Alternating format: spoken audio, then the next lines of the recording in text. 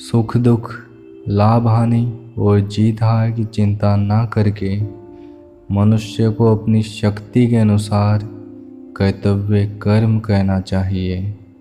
ऐसे भाव से कर्म करने पर मनुष्य को पाप नहीं लगता। क्रोध से मनुष्य की मति मारी जाती है, यानी मूढ़ हो जाती है, जिससे स्मृति भ्रमित हो जाती है।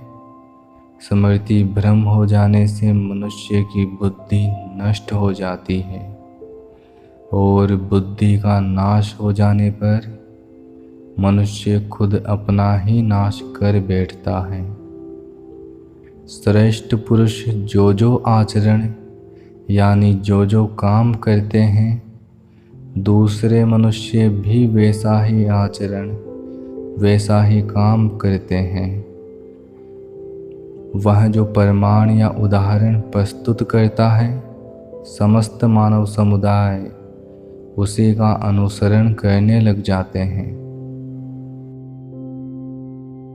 श्रद्धा रखने वाले मनुष्य, अपने इंद्रियों पर संयम रखने वाले मनुष्य, साधन पारायण हो अपनी तत्परता से ज्ञान प्राप्त करते हैं। फिर ज्ञान मिल जाने पर जल्द ही परम शांति को प्राप्त करते हैं।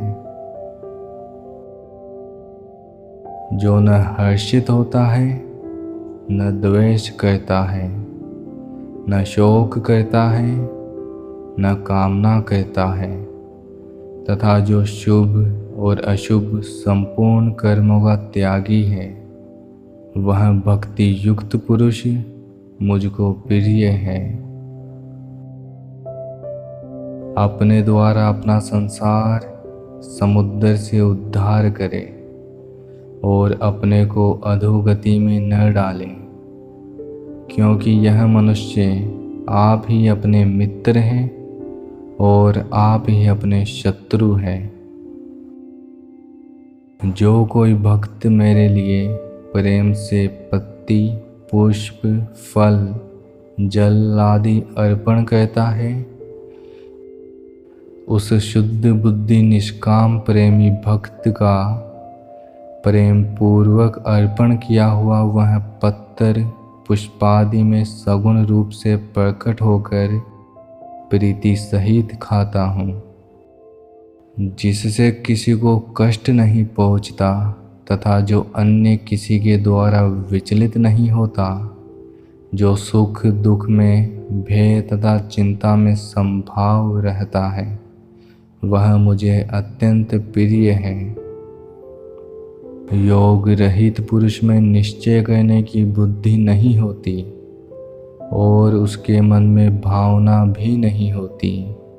ऐसे भावना रहित पुरुष को शांति नहीं मिलती और जिसे शांति नहीं मिलती उसे सुख कहाँ से मिलेगा। कर्म पर ही तुम्हारा अधिकार है, कर्म के फलों में कभी नहीं।